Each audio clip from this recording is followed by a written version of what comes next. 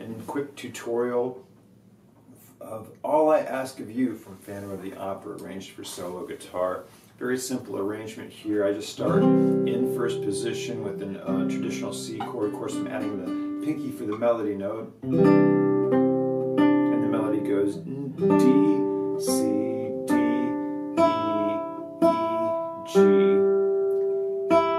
E, and then I go back to the pinky there. Pinky, C, D, G, and then I kind of jump up to second position for just a second here for this A, and then back to the open C. It says C major 7, I've just been doing the regular C. Then here the melody goes G, F, E, and then it switches to an F chord. Here I'm just going to grab the F with that F, the A and the C, and my pinky's got that G.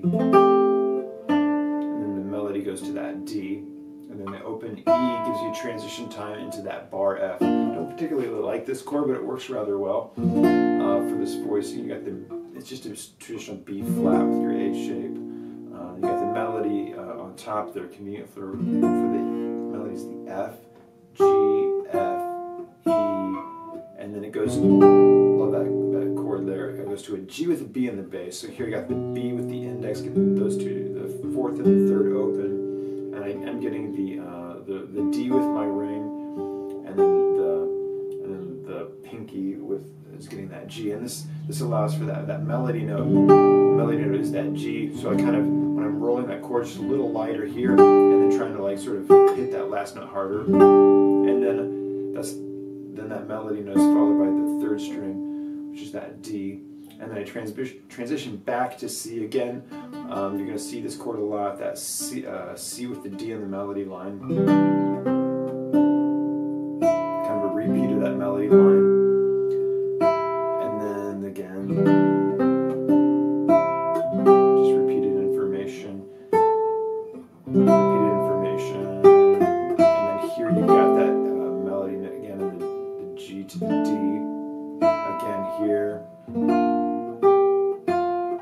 All of that's repeated, and then you've got, and I jump up to, again, this is another C major chord with the D. I'm getting this one by barring the first two strings. This is just your traditional, like would be an F chord. This is, of course, C, G, E, and C here, and then the pinky gets that melody, D, D, and then the next chord's A minor.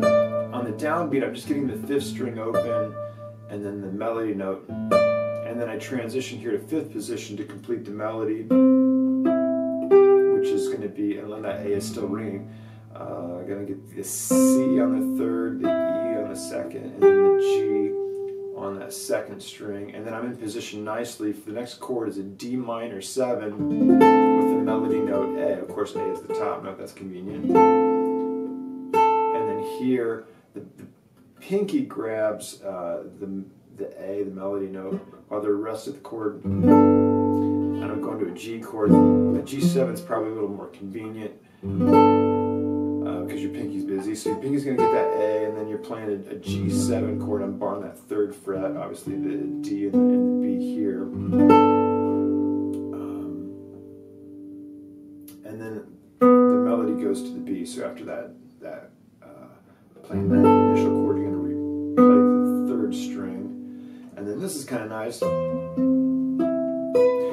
next chord is a C with an E in the bass, so I start with the melody note, which is my pinky's on that C. The thumb's going to get the bass note. And then I sort of use the C and the E as just accompany notes here, barring that 5th fret. And then that B is going to be with that ring finger. And you'll notice when I'm playing that, I really kind of like those rest strokes. Those punch out the melody a lot. And so take care to bring out that melody.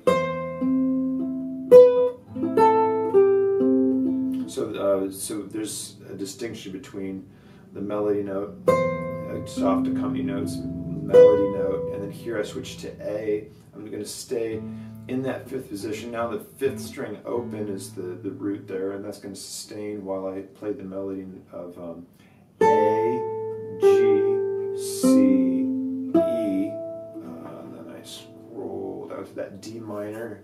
Kind of a fun little 16th note, sort of back and forth pattern there. So you got the D open, I've got the A and the C. The melody is that G, E, G, like a pull off there with 16th notes. And then conveniently your ring finger's free to get the G and the bass on that next chord. And if you want to, it's kind of a nice effect to add in that pinky on that F to complete that D minor 7. And then that's some repeated information with back to that 8th fret. Then again, the C major, the E, and then A minor, barring that 5th fret again, D minor 7. Here the pinky's on that melody note again. And then this is different. You're going to go to the C with an E in the bass. Now instead of playing the full C, I'm just going to get the 6th string open. And I'm going to get this is a complete C chord with the G, C, and the E here. And that'll help me get that melody note. So I've got the melody note is the open E to the F natural to the G. And then I've got the G repeated as I transition into that F chord. So that melody note the melody notes go G, F, C, A, and then the G string open. It might be nice to kind of play that melody note first and then sort of conclude, and then put the supportive chord, which is that C with the G in the bass. So I'm getting that G and that C and that E here. And then the next chord is a D minor with the G in the bass. How do I do that? And then it does transition to the G6. I'm going to ignore that G6. I'm just going to kind of do that. I'm going to play the D minor with the G and the bass throughout, which is going to be that G with the ring. I'm going to use G with the middle, the F with the ring, and the index will get that A. And that'll leave my pinky free to get the rest of that melody. So on the downbeat, the chord, melody note D, E, G, E, D, and then here I'm going to complete with the C chord. Now I don't want the first string because that's an E. The melody note is that C.